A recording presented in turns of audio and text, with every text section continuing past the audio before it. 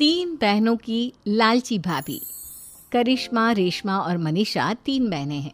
उनका एक भाई भी है, मयंक। मयंक अपनी बहनों को बहुत प्यार करता है, लेकिन मयंक की पत्नी सविता इस मामले में मयंक से बिल्कुल ही अलग है। वो अपनी ननदों का जितना बुरा कर सकती है उतना बुरा करती ही रहती है और अपनी ननदों पर हुक्म भी चलाती है। करिश्मा, करिश्मा, तुमने अभी तक नाश्ता नहीं बनाया? तुम्हारे भैया को ऑफिस जाने में देर हो रही है। हाँ भाभी, बस अभी बनाती हूँ। करिश्मा, तुम ये ढीलापन छोड़ दो। कल को पराये घर जाना है। वहाँ अगर तुम इस तरह से काम करोगी तो लोग क्या कहेंगे कि माँ ने और भाभी ने कुछ सिखाया नहीं। और तुम्हारी दोनों बहनें कहाँ हैं? रेशमा मार्केट गई है और मनीषा सो रही है। क्या? सुबह के 8 बज रहे हैं और ये महारानी अभी भी सो रही है? ये कहते हुए सविता अपनी सास दुर्गा देवी के पास जाती है। माँ जी, देख रही हो अपनी बेटियों के तौर तरीके? क्या हुआ बहू, सुबह सुबह क्या कर दिया मेरी बेटियों ने? अरे एक तो अभी अभी उठकर किचन में गई है, दूसरी सुबह सुबह बाहर चली गई और तीसरी अभी तक सो रही है। क्या करूं मैं इन तीनों का, मैं तो परेशान हो गई हूँ। जा जाकर उठा उसे और रेशमा से मैं बात करती हूँ। सविता सीधा मनीषा के कमरे में जाती है और उससे कहती है, महारानी जल्दी उठो, सूरज सर पर आ गया है। भाभी थोड़ी देर और सोने दो ना, मैं रात को लेट सोई थी। वो क्या ना, यूनिट टेस्ट चल रहे हैं। शराफत से उठती है या नहीं, या फिर पानी की भरी बाल्टी डालूं तेरे ऊपर? नहीं भाभी, मुझे बिस्तर में नहीं लाना, उठती हूँ मैं। मनीषा जल्दी से उठकर बाथरूम में चली जाती है। सभी आराम से बैठकर नाश्ता कर रहे होते कि तभी रेशमा बाजार से हाथ में सामान लिए आ जाती है। रेशमा को देखते ही सविता उस पर बरस पड़ती है। लो, आ गई महारानी। ऐसा भी क्या सामान लाना था जो सुबह आंख मलते ही बाजार की तरफ रवाना हो गई? भाभी, कल आप ही तो चीख रही थी कि घर का सारा सामान मुझे ही लाना पड़ता है, घर में किसी को भी किसी काम से कोई लेना देना नहीं है। अब मैं बाजार जाकर सामान ले आई तो आपको इस बात से भी तकलीफ हो रही है? देख रही हो माँ जी, अपनी बेटी की जुबान कैंची से भी तेज चलती है। और मयंक, आप तो कुछ कहेंगे नहीं अपनी लाडली बहन को। रेशमा, अपनी भाभी से ऐसे बात नहीं करते। चलो माफी मांगो। भैया, मैं क्यों माफी मांगू? आप भाभी से बोलिए ना कि हम पर कम हुक्म चलाया करे।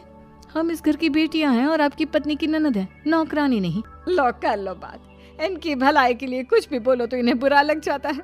इस घर में यही इज्जत है मेरी। देख लो माँ जी, आपकी बेटी किस लहजे में मुझसे बात कर रही है। सविता वहां से चली जाती है। मयंक को बहुत गुस्सा आता है, वो भी वहां से चला जाता है। फिर करिश्मा रेशमा को समझाती है, रेशमा, तुम्हें भाभी से माफी मांग लेनी चाहिए थी ना। लेकिन दीदी, मैंने कुछ किया ही नहीं तो मैं माफी क्यों मांगू?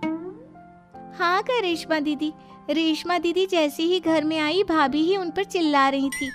हाँ, मैं मानती हूँ कि गलती भाभी की थी। मैं तो इसलिए बोल रही हूँ कि भाभी ने माँ को तो पूरी तरह अपने वश में कर लिया है। वो हमारी बात सुनती ही नहीं।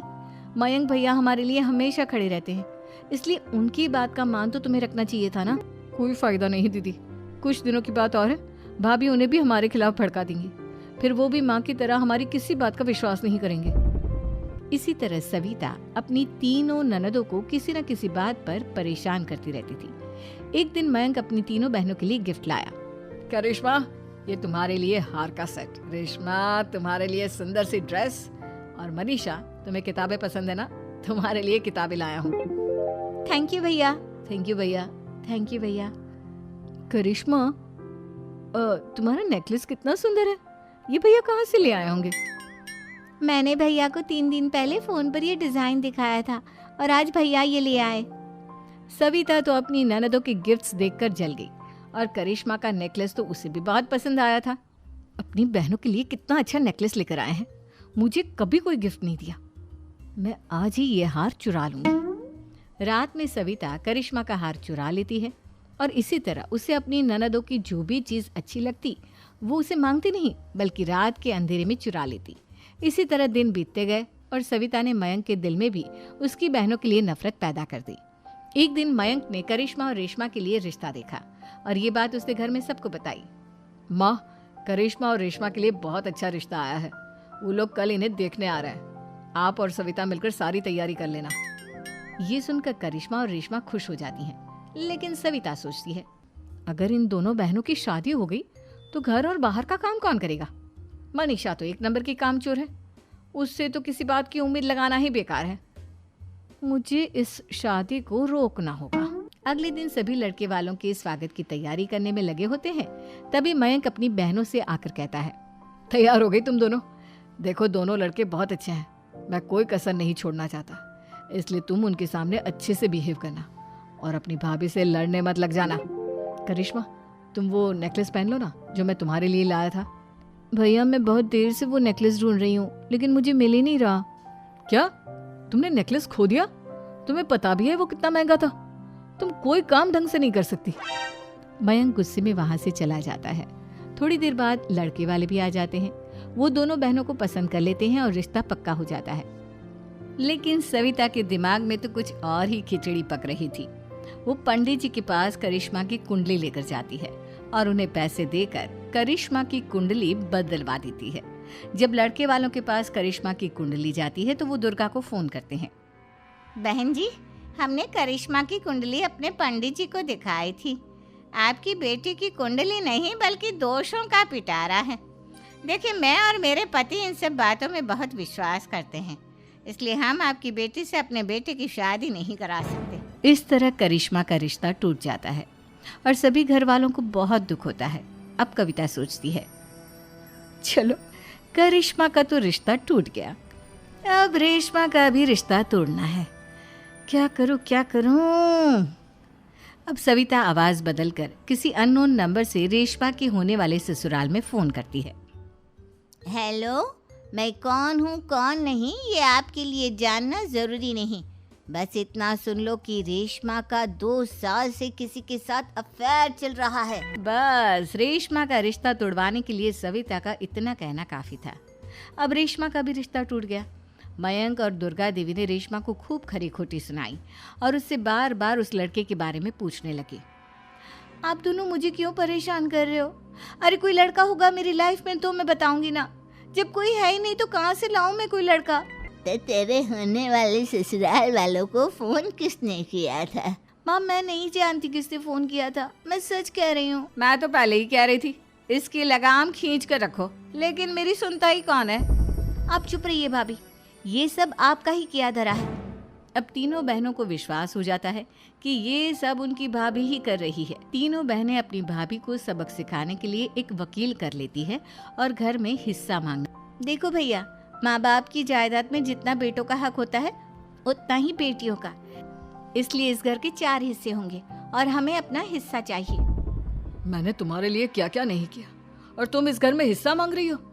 भैया, आप और माँ हम बहनों की कोई बात नहीं सुनते हो और भाभी हमारी शादी नहीं होने देगी क्योंकि उन्हें लगता है कि आप हमारी शादी में ज्यादा पैसा लगाओगे और उन्हें हम जैसी फ्री की नौकरानी कहाँ मिलेगी। तो हम भाभी के साथ तो रह नहीं सकते, हम बहनों को अपना हिस्सा चाहिए। अरे तुम्हें शर्म आनी चाहिए अपनी भाभी पर ऐसा इल्जाम लगाते हुए। वो तुम्हारे बारे में कितना सोचती है। हाँ माँ, भाभी हमारे बारे में बहुत सोचती है। दिन रात बस यही सोचती रहती है कि किस तरह से अपनी तीनों ननदों को परेशान करूं और कभी मुझे पढ़ने भी नहीं देती। दोनों बहनों का रिश्ता भी तो इन्होंने ही तोड़वाया है और रात में हमारे कमरे में आकर हमारी चीजें भी चुराती हैं। इसी तरह सविता की तीनों ननदें अपनी बात पर अड़ी रही। अब कोर्ट में तारीख भी शुरू हो गई। जब सविता को लगा कि उसकी तीनों ननद इतनी आसानी से नहीं मानने वाली, तो उसने अपने पति और सास को सारी सच्चाई बता दी और अपनी तीनों ननद से माफी मांगी। मयंक और दुर्गा को भी अपनी गलती का एहसास हो गया। अब सविता खुद करिश्मा और रेशमा के लिए अच्छा रिश्ता ढूंढती है और उनकी शादी करवाती है। इन दामाद की सास पार्ट 2। अब तक आपने सुना कि कावेरी जी अपनी तीनों बेटियों ईशा, मोहिनी और सुहाना की शादी 3 घर जमाई लड़कों के साथ करवा देती है। उन्हें लगता है कि ये लड़के शायद घर का कामकाज संभाल लेंगे, लेकिन उनके तीनों घर जमाई बहुत आलसी थे। वो नौकरी भी नहीं करते थे और बाहर का काम भी नहीं। कावेरी जी ने अपनी बेटियों से कहा कि वो प्रेगनेंसी का बहाना बनाकर अपने पतियों को सबक सिखाए। अब सुनिए आगे। मम्मी, आपने जैसा कहा था हमने वैसा ही किया, लेकिन देखिए ना, विवेक का हाल तो वैसा का वैसा ही है। घर में ना सुबह का नाश्ता बनता है और ना खाना। नौकरी पर जाने की बात करूं तो खाने को दौड़ते हैं मुझे। हाँ मम्मी, मैंने भी सुमित को कितनी बार कहा कि अगर नौकरी नहीं करनी तो कोई छोटी सी दुकान ही खोल लो, घर का खर्चा कैसे चलेगा। देखो दोपहर के 12 बजने आए और जनाब अभी तक सो रहे हैं। हाँ मम्मी, ईशा और सुहाना ठीक कहती हैं। अविनाश का भी यही हाल है। जब मैंने अपनी प्रेगनेंसी के बारे में कहा तो मुझसे कहने लगा, अरे दूसरी लड़कियां तो 9-9 महीने तक नौकरी करती है, बस डिलीवरी के टाइम छुट्टी लेती है। मोहिनी तुम भी नौकरी करो। अब मुझे कहाँ नौकरी मिलेगी। मम्मी बताओ अब मैं क्या करूँ। हे भगवान, क्या सोचकर घर जमाई दामाद लाई थी मैं कि मेरी बेटियां मेरे पास रहेंगी और खुश रहेंगी, लेकिन इन आलसी दामादों ने तो हमारी जिंदगी को भी प्रॉब्लम में डाल दिया है। मैं तो कहती हूँ मम्मी, हम लोग वापस अपनी जॉब पर जाना शुरू कर देते हैं।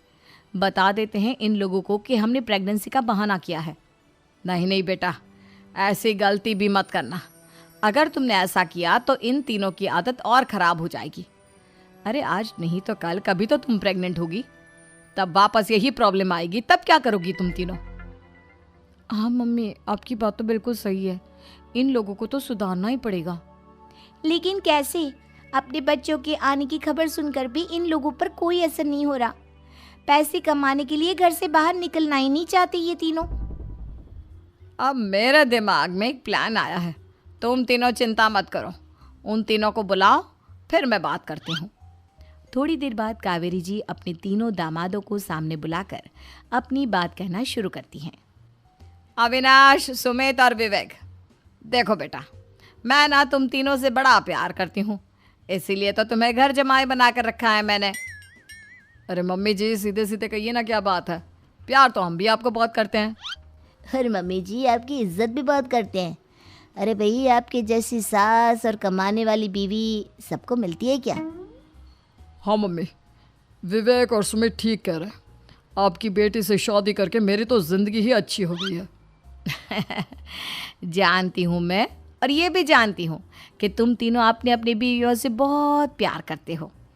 बेटा, बात ऐसी है कि हमारे कुल गुरु ने कहा है कि प्रेग्नेंट होने के बाद मेरी तीनों बेटियां शुरू के 4 महीने हमारे गांव में जाकर रहेगी, जहां मेरे चाचा जी रहते हैं। अरे लेकिन क्यों मम्मी, गांव में जाकर रहने की क्या ज़रूरत है इन तीनों को? वो क्या है ना बेटा, हमारे परिवार को एक श्राप है। अगर मेरी बेटियों ने यहाँ पर बच्चा पैदा करने की कोशिश की तो उनके बच्चों को कुछ भी हो सकता है। इसलिए अब से लेकर 4 महीने पूरे होने तक इन्हें गांव वाले घर में रहना पड़ेगा। हाँ तो इसमें प्रॉब्लम क्या है मम्मी जी? हम भी वहाँ जाकर रहेंगे, पिकनिक मनाएंगे। अरे भाई, बीवी जहाँ हम भी वहाँ।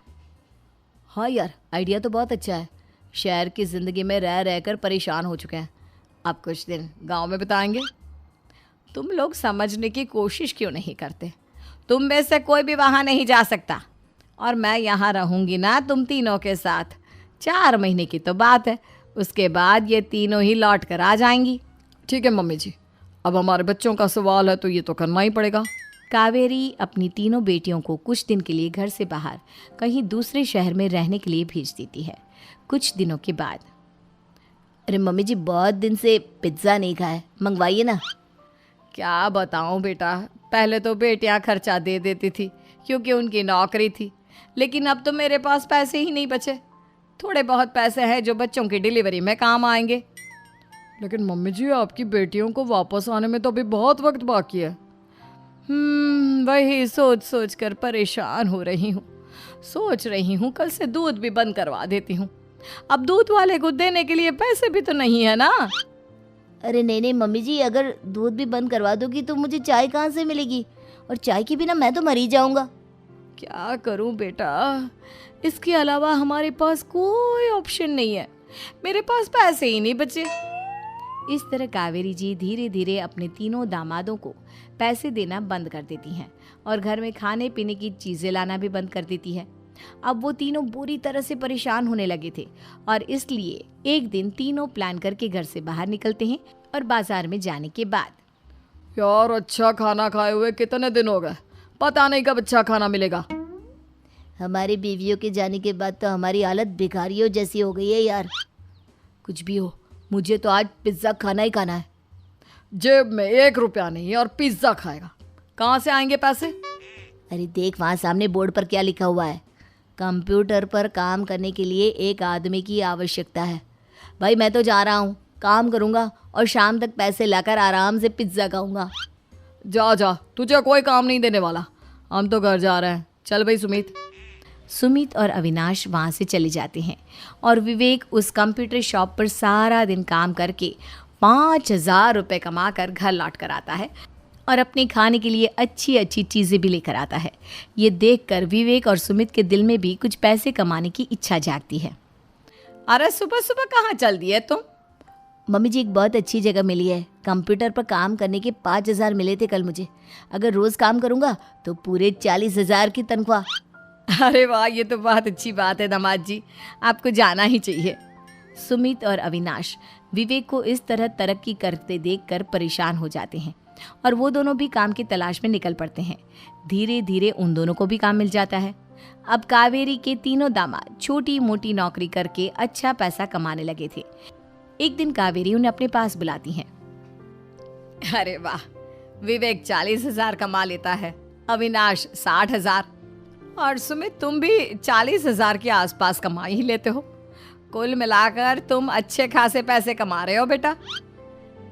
हाँ मम्मी जी, बहुत मज़ा आता है जब महीने के एंड में मोटी रकम हाथ में आती है।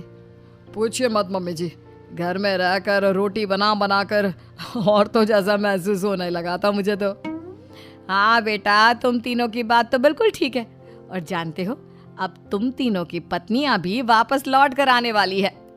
लेकिन मम्मी जी अभी तो उन्हें गए सिर्फ 2 महीने हुए हैं, आपने तो कहा था वो 4 महीने के बाद लौट कर आएंगी। ऐसा कुछ नहीं है बेटा, मैं सिर्फ तुम तीनों को सबक सिखाना चाहती थी कि आदमी घर में बैठकर बीवी की कमाई खाता हुआ अच्छा नहीं लगता। इस दुनिया में हर इंसान को मेहनत करनी चाहिए, काम करना चाहिए, चाहे वो औरत हो या आदमी, ताकि अपने परिवार को संभाल सके। कावेरी की बात सुनकर उन तीनों को अपनी गलती का एहसास होता है और कावेरी उन्हें सच बता देती है कि ईशा, सुहाना और मोहिनी शहर में ही कहीं दूसरी जगह रह रहे थे। शाम के वक्त उन तीनों की पत्नियां लौट कर आ जाती है और कावेरी जी का परिवार एक खुशहाल परिवार की तरह रहने लगता है।